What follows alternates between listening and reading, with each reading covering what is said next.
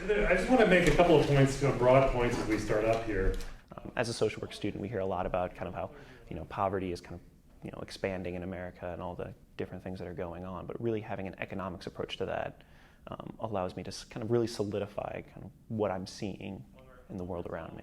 The American Dream was a current topic that was going to be affecting a lot of the communities that I'd be working with, and it would be a good idea to get a better understanding of the American Dream. We have students from arts and sciences and econ and several other disciplines, and we have students from the School of Social Work. And Steve's background is economics, and mine is sociology and social work.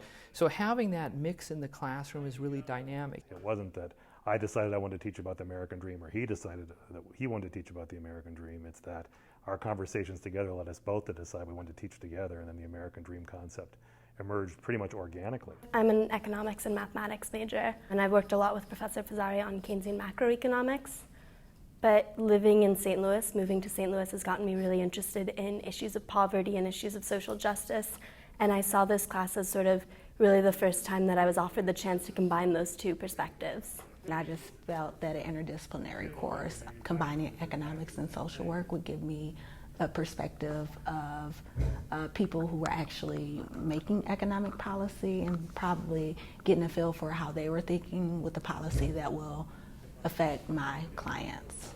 We're focusing on three main components. One is the freedom to pursue what you want to do, to try to reach your potential. A second one is a kind of bargain that if you work hard and you're responsible, you should have a secure, maybe some people would say even a comfortable life. And the third one is a sense of hope and optimism, that the future should look better than what we've seen in the past. It does provide a lot of interesting feedback and questions and discussions that really, I think, push all of our thinking forward. For example, Steve today is going to talk about issues of globalization, and I was doing the readings before class this afternoon.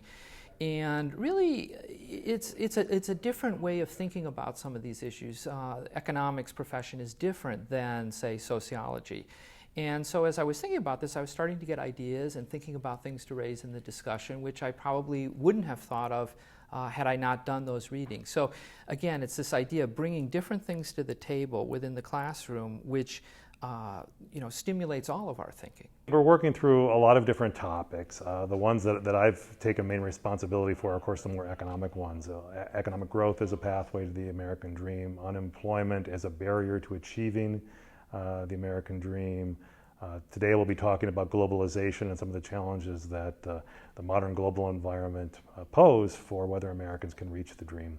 Kind of gives me an idea of how economists think. So I didn't ever really have that background because I'm not from economics and I'm a social worker, So it kind of gives me an idea of what economics is all about and what people are thinking when they come to the table. This class has really been able to give me the chance to look at the problems that prevent people from accessing the American Dream, whether it's nutrition or something more specific, more economic, and to look at that from this aggregated perspective, which I think is really important for a policymaker.